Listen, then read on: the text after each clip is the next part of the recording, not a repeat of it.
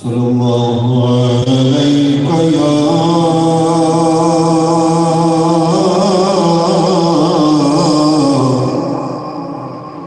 या रसूल अल्लाह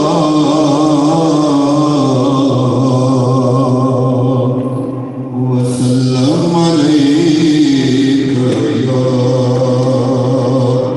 हबीब अल्लाह सल्लल्लाहु अलैका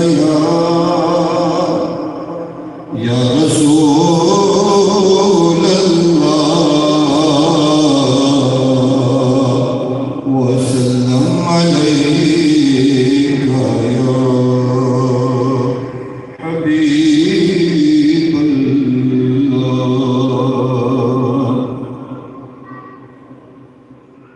अज सिक में तरांदी वदेरी अज सिक में तरांदी वदेरी क्यों दिल उदास करेरी लू लू एक शौक चंगेरी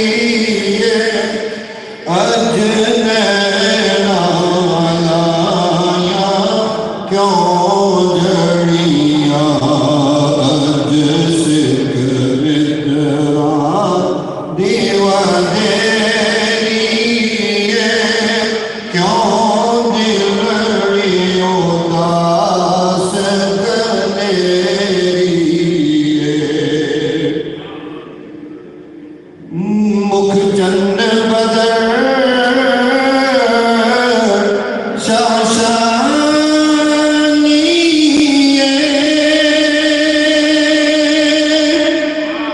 मत चमक दिलात नूरानी मत चमक दिलात नूरानी काली जुल्फ ते आँख मस्तानी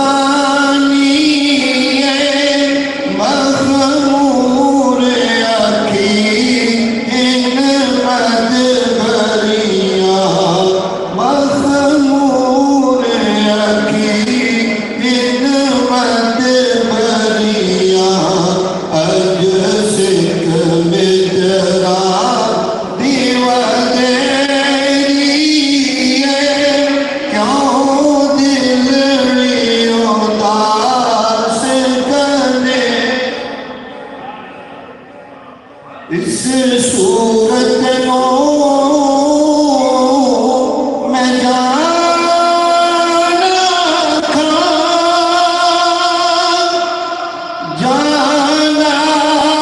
के जाने जाना था सच आखा तेरा बदी मैं शाना था सच आखा तेरा बदी मैं शाना था जिस शान की शाना सब बलिया जिस शान की शाना सब बलिया अज सिख मित्रा दीवादेरी क्यों दिल उदास Kareri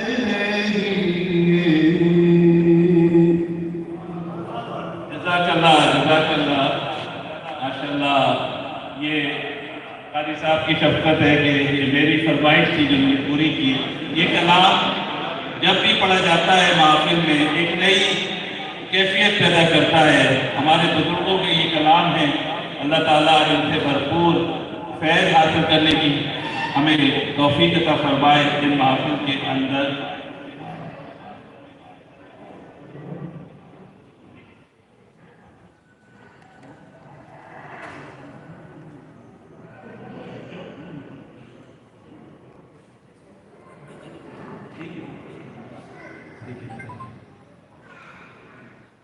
We have a very distinguished personality among us here from Mississauga, Ontario. हमारे मोहतरम डॉक्टर अब्दुल्ला राजा साहेब हमारी दावत पर तशरीफ लाए हैं, बहुत शुक्रिया अदा करता हूँ। अल्लाह ताला ने दीन और दुनिया के अंदर बहुत नवाजा है इनको। मेडिकल डॉक्टर हैं और दीनी तौर पर एक ज़बरदस्त न सिर्फ आलिम है, मुकर्रिर हैं, नौजवानों के ऊपर बहुत काम कर रहे हैं। मेरे रहबर और रहनुमा शेखुल इस्लाम डॉक्टर मोहम्मद ताहिर कादी से बड़ा इनको फैज़ हासिल है, उनकी सनद भी हासिल है। तो इंशाअल्लाह ये आपके सामने बगैर ताक़ीद के पेश कर रहा हूँ, दावत दे रहा हूँ। नाराए तकबीर, नाराए रिसालत, नाराए हैदरी। अस्सलामु अलैकुम वरहमतुल्लाह।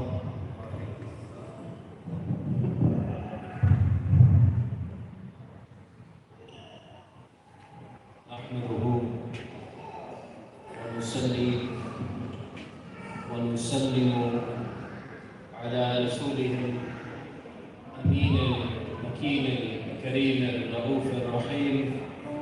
अम्मा बाद फ़अऊज़ु बिल्लाहि मिनश शैतानिर रजीम।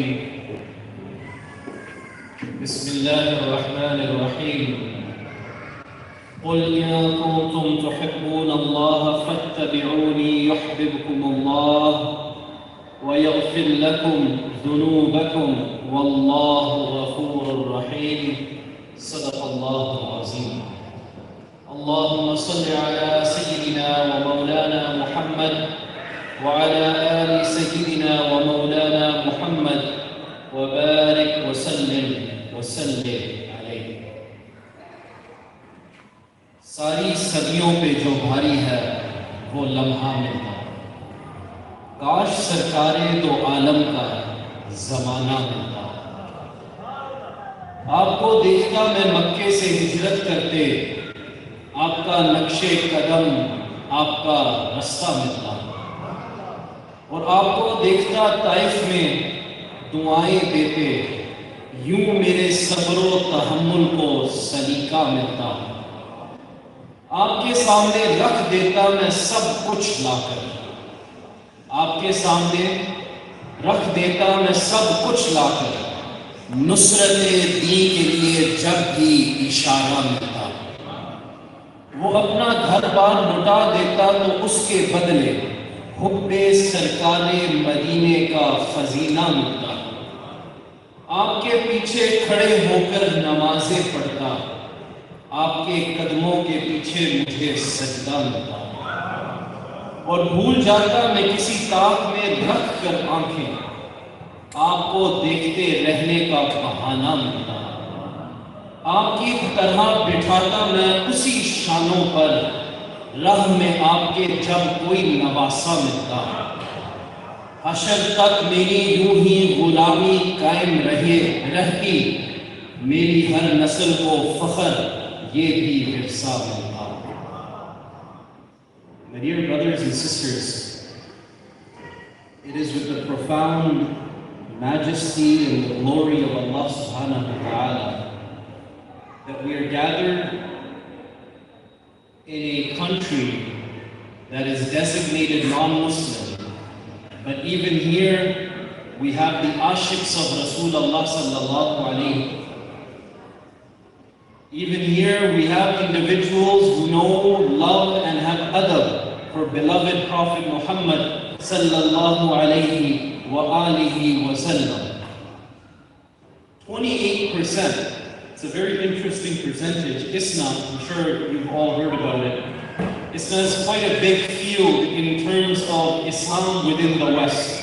Regardless of their aqidah, they've done a great amount of work in the collection of statistics for Muslims. And this specific statistic is mind-boggling for me. 28% they found of the youth, if they're asked a simple question on the street, 28% of youth would refrain from answering the question. The question is simple. They ask, why? No, the question was, are you a Muslim? 28% of children, youth, my age and perhaps a little younger, they said, we do not wish to answer this question.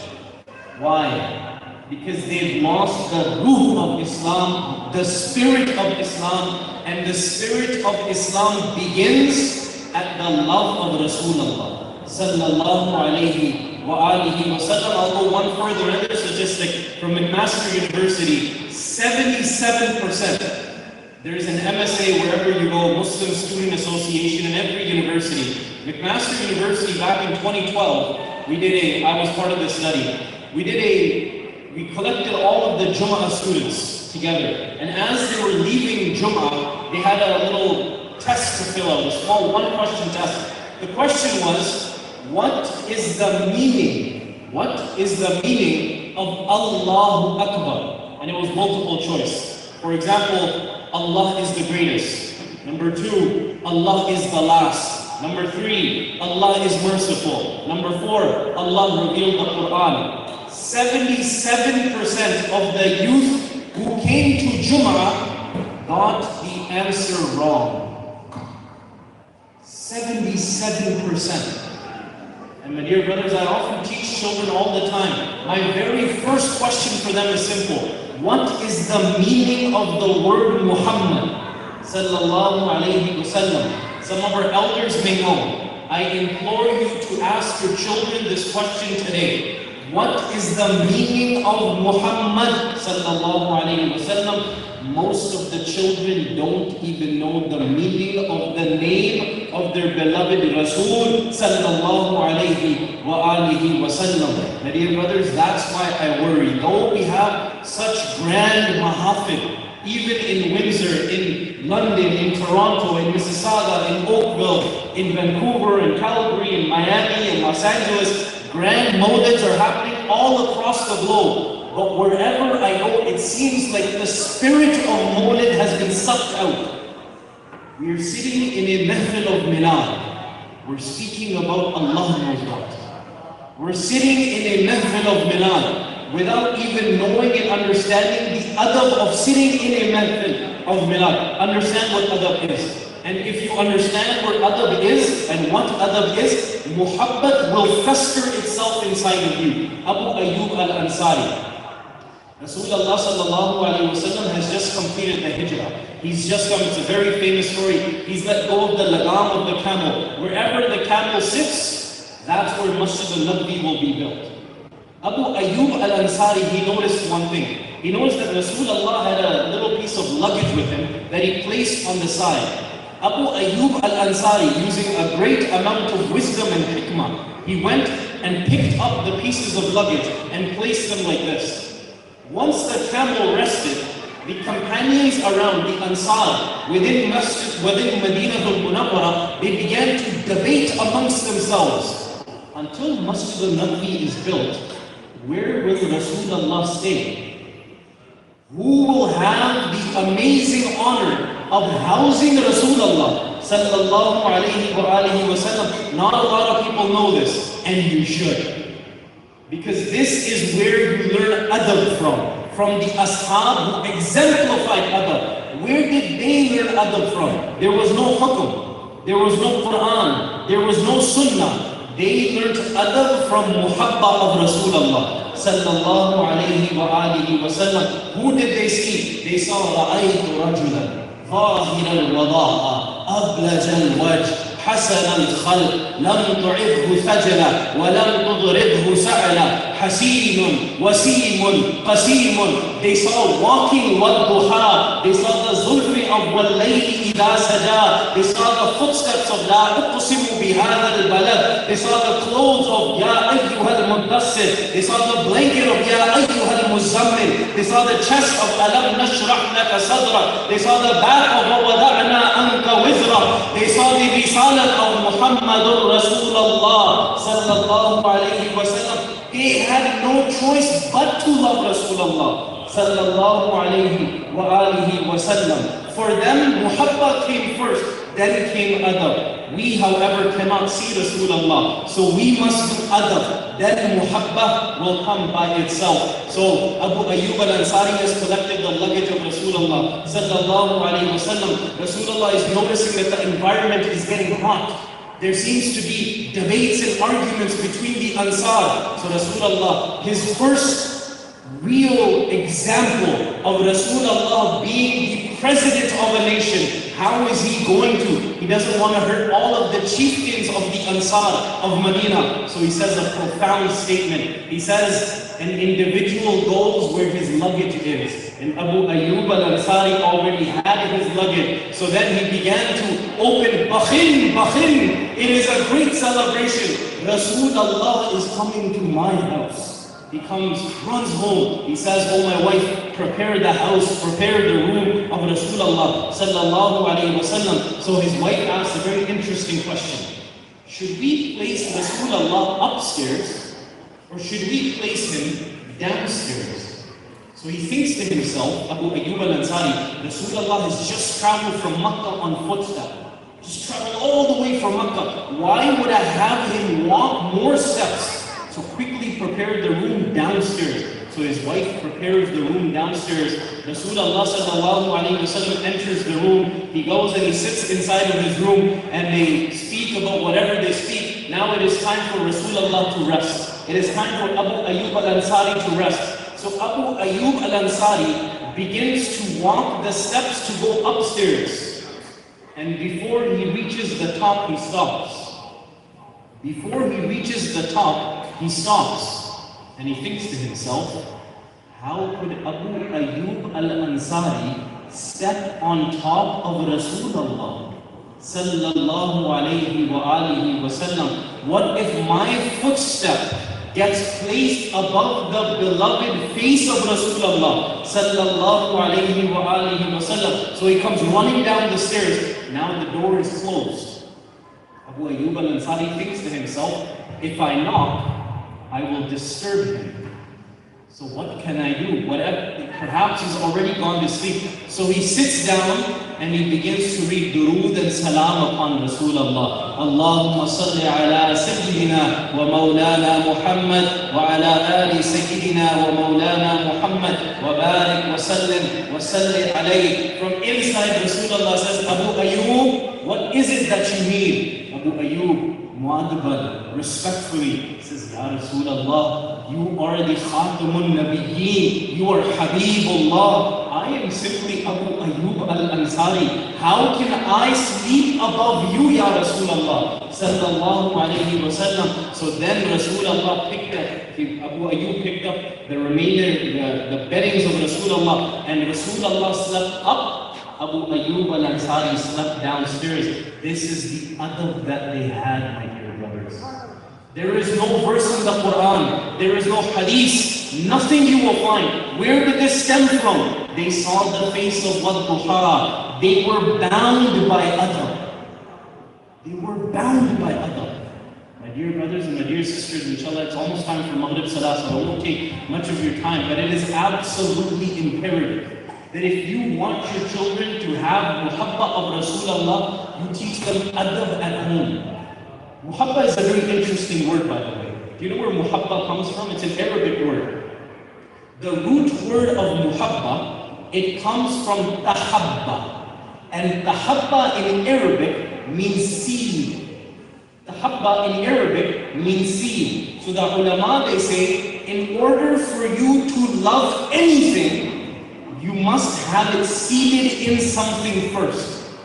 The seed in this ayah that I recited for you, if you wish to love Allah, then seed yourself in the orders of Rasulullah sallallahu alayhi wa alihi wa sallam. And my dear brothers, if a seed is not nurtured with love, if a seed is not nurtured with adab, it does not grow into a tree. And if it will not grow into a tree, then how can you say that you have muhabba of Rasulullah sallallahu alayhi wa alihi wa sallam? Shaykh al-Islam Huzur Sayyidi, he speaks, he says, the last question in the grave, what is it? It's a very simple question. Who is this? Inshallah, all of our lips will say, Ya Rasulullah. Perhaps on that day, we will get the same basharat as the Ansar in Medina when they read, Qala al-Badru alayna. Perhaps instead of saying, this is Muhammad sallallahu alayhi wa sallam, our spiritual self will wake up in barzakh and we will start reciting, Qala al-Badru alayna. Then, Zul Sayyidi Shaykh al-Islam, he says something very interesting. He says that's one aspect of it. Here is another aspect of it. How lucky would that individual be that when the angels ask, who is this? To the person in the grave, Rasulullah himself says, why do you ask him who I am? Let me tell you who he is. Let me tell you who he is. That's when muhabba will come to light. There is a Sahabi, Dhul Yadan. He had hands that were very long. So Rasulullah gave him a nickname, Dhul Yadan. Those with them with the two hands. So Rasulullah, this is a Muslim by the way. Rasulullah sallallahu alayhi wa sallam is leading salah. 4 rakah salah, he read end salam after 2 rakahs. Dhul Yadan, he's a little bit elderly. All of the other Abu Bakr and Umar and Usman and Ali and all of them are seated in the first saf. Silent. Dhul Yadan stands up. Ya Rasulullah, did Allah make you read 2 rak'ah instead of 4? So Rasulullah, now with a puzzled look, he looks to Abu Bakr and Umar and the Sahaba in the first saf. He says, oh my companions, how many rak'ah did I read? The companions, they say, Allah and His Rasul know best. Allah and His Rasul know best. We don't know whether it was 2 or 4. Azan to azal se tere ishq ka tarana bani, namaz to tere nazare ka ek bahana bani. We don't know what happened. All we know is we read salah behind you, Ya Rasulullah sallallahu alayhi wa sallam. And what a namaz. This is one story, another story. Sahih Bukhari. Rasulullah sallallahu alayhi wa sallam is reading salah. All of a sudden, Fard salah is reading. All of a sudden, he walks a few steps, extends his hand, retracts his hand, goes back in the same position, and he completes his salah. After completing the salah, the companions, they come up to Rasulullah. They say, Ya Rasulullah, we saw you do something that we've never seen you do before. What was that? He says, I lifted my eyesight and I saw Jannah. I lifted my eyesight and I saw Jannah. So I walked a few steps to get to Jannah. Then I extended my hand to grab a branch of a grape from Jannah. Then I pulled my hand back and walked. My dear brothers, your Rasul with one eye gets to Jannah. With a few steps walks into Jannah. And with just an extension of the hand can touch and break off branches from Jannah. He is your Rasul sallallahu alayhi wa alihi wa sallam. Last little thing before I end. The youth, they like to say, our Nabi Muhammad sallallahu alayhi wa sallam, na'udhu billah astaghfirullah, he's just like us. He had wives just like us. He had children just like us. He wore clothes just like us. These individuals have neither muhabba or adab. Your kalima is la ilaha illallah, Muhammadur Rasulullah. Even the kalima of Rasulullah is not the same as your kalima. The kalima of our Rasul sallallahu alayhi wa sallam was not la ilaha illallah, Muhammadur Rasulullah. His kalima was what? La ilaha illallah, ana Rasulullah. If your kalima is not the same kalima as your Rasul, how can we say he is just like us? With one sight he gets to Jannah, and you say he's just like you. With a few steps he crosses Sidratul Muntaha, and you say he's just like you. He can see and speak with Allah directly, and you say he's just like you. Where else in the Quran will you find Allah subhanahu wa ta'ala having qasam on the clothes of your Nabi, Ya ayyuhal mudassir? Where else will you find this hubba and love and muhabba and respect that Allah has for Rasulullah. Even Allah knows Rasulullah sallallahu alayhi wa sallam. And so the entire Quran, Maghz Quran, Ruh Iman, Jane Deen, Haste Hubbe, Rahmatul lil Alameen sa salam alaikum. Dear brothers, Allah subhanahu wa ta'ala granted us from the ummah of Rasulullah sallallahu alayhi wa alihi wa sallam. Last 2 minutes, one final story comes to my mind, and it's a very beautiful story, and it's a very funny story. So I'll leave you with this just before Salatul Maghrib to give you some khushu in your behavior, because some of you are seated here. I do not even wish that you would come to the hospital in this. I've seen sicker patients than you with a smile on their face. There is a companion, elderly companion. And elderly people, I have an elderly father, perhaps you know grandparents, they don't really care about this world anymore. They're ready to meet Allah. So this companion was in a similar state. He says that I'm seated in a very narrow street. And this street is so small that it's been reserved for women. Only women can cross in this street. But this companion forgets. And he sits there on the ground one day. Rasulullah is walking with some companions one day, and he notices this elderly companion seated in this small section of Madinatul Munawwara made specially and specifically for women. Rasulullah goes into Jalal. Oh my companion, what are you doing there in a street reserved for women? The companion begins to panic. The Jalal of Rasulullah sallallahu alayhi wa sallam. It was said that when Rasulullah walked, his eyes were always on the ground. When Rasulullah ever raised his eyes, there was no one that could meet the gaze of Rasulullah sallallahu alayhi wa sallam. The Jalal of Rasulullah sallallahu alayhi wa sallam. So the companion, he blurts out, he speaks out the first thing that comes into his mind. Ya Rasulullah, I was searching for my camel. Then he grabs his forehead. I don't own a camel. What have I said? And who have I said it to? Thinks the companion. Rasulullah understands what has just happened. So he smiles. And he says, oh my elderly companion, whenever you find your camel, let me know. Whenever you find your camel, let me know. Now the companion begins to think, where am I going to find a camel that I don't own? He says that from that day forward, whenever I would meet Rasulullah in Masjid al-Nabi, in the streets of Medina, wherever I would meet him, Rasulullah would always ask me, oh my Sahabi, have you found your camel? And he says, whenever he would ask me, every time I'd be embarrassed and ashamed. What did I say? Why did I say that? So he says, I began to attend Masjid al-Nabi less and less. I would reach at the end of Iqamah, and as soon as Salam was done, I would run out because I was feeling embarrassed amongst my companions. The other ashab were making fun of me. I didn't want to be embarrassed in front of Rasulullah sallallahu alayhi wa sallam. So this companion, he says, one day I heard Rasulullah is out on an expedition. He says, I haven't read Nawafil in Masjid al-Nabi in so long. Today I'm going to pray and pray and pray. So he says, I go and I begin to read Salat and Nawafil Salat, 2 rakahs I begin to read. He says, all of a sudden, I smell the smell of Nubuwwah. I smell the smell of Nubuwwah. And out of the corner of my eye, I notice Rasulullah has seated himself, waiting for me to end Salah.